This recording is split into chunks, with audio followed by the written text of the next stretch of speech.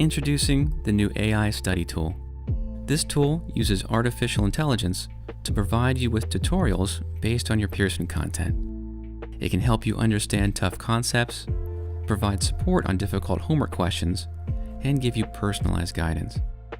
You may see the tool while working through homework problems in your MyLab or Mastering course. If you're struggling with a question, the tool will offer guidance.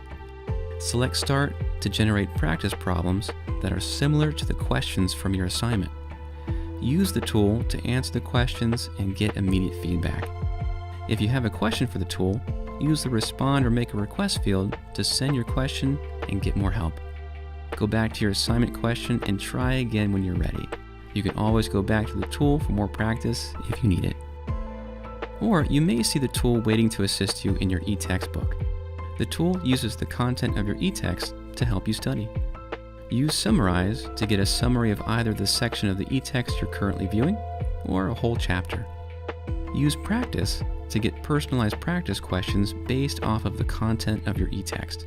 You can use the questions to practice your knowledge or make sure you're ready for the test. Explain allows you to get more information on a topic, word, or concept. And at any point while using the tool, type a question or a message to get more help.